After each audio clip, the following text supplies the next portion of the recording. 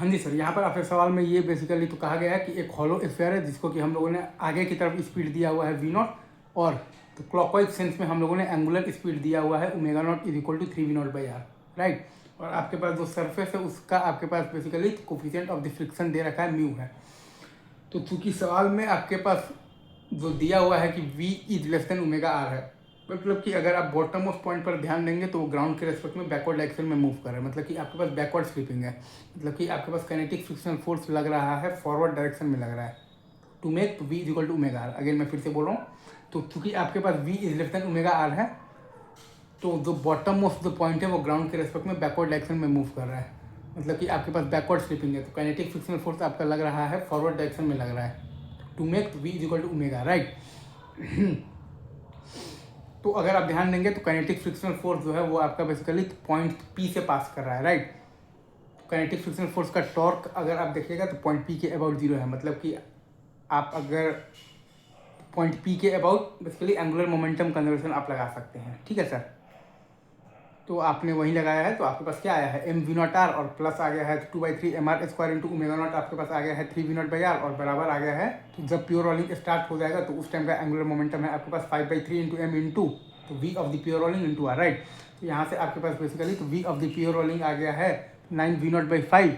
और omega of the pure rolling आपके पास आ गया है 9v0/5 आर। अब चूंकि मैंने आपको बताया है कि आपके पास v is less than omega R है,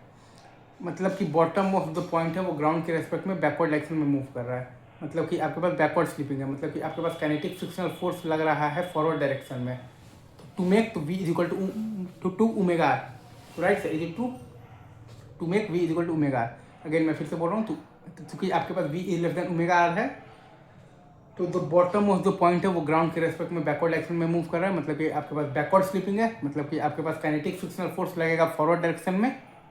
टू मेक तो v is equal to omega, right. तो आप बेसिकली तो v at any time t आप लिखिएगा तो आपके पास क्या आ जाएगा v नॉट और प्लस आ जाएगा mu G T is equal to omega at मतलब कि any time t is equal to omega at any time t। तो ओमेगा आता है आपके पास मतलब कि आपके पास अल्फा टी और अल्फा आता है आपके पास टॉर्क बाई आई, तो म्यू एम जी आर और बाई आई है आपके पास तो 2/3 mr², ये है आपके पास alpha into T alpha T, और माइनस इसलिए है क्योंकि काइनेटिक फ्रिक्शनल फोर्स जो है वो आपका बेसिकली ओमेगा को घटा रहा है, और फिर आपके पास आ जाएगा तो प्लस आ जाएगा इनिशियल ओमेगा नॉट जो है आपके पास 3v0/r, ये है आपके पास omega at any time T into R. तो v is equal to omega R लगाने से आप मतलब कि आपके पास जो टाइम आ गया है जब प्योर रोलिंग स्टार्ट होगा वो टाइम आया है आपके पास तो t इज इक्वल टू आया है 4v0/5 म्यू जी, राइट। तो आपके पास तो v बेसिकली प्योर रोलिंग आ गया है 9v0 और बाई 5 और ओमेगा प्योर रोलिंग आपके पास आ गया है 9v0/5 आर। अब अगर आपसे कोई बोल दे कि work done by the kinetic frictional force आप बताइए तो आप लगा दीजिएगा वर्क एनर्जी थ्योरम, तो वो आपके पास आ जाएगा 5/6 इंटू एम इंटू तो V of the pure rolling का होल स्क्वायर, मतलब कि 81/25 इंटू वी नॉट का स्क्वायर। अगेन मैं फिर से बोल रहा हूँ 5/6 इंटू एम इंटू तो V of the pure rolling का होल स्क्वायर, मतलब कि 81/25 इंटू आ जाएगा आपके पास वी नॉट का मतलब कि स्क्वायर, राइट। माइनस आ जाएगा आपके पास हाफ एम वी नॉट का स्क्वायर और प्लस हाफ आई है आपके पास 2/3 mr² इंटू ओमेगा नॉट का स्क्वायर इनिशियल ओमेगा नॉट का स्क्वायर, मतलब कि 3v0/r का होल स्क्वायर, ठीक है सर इजी।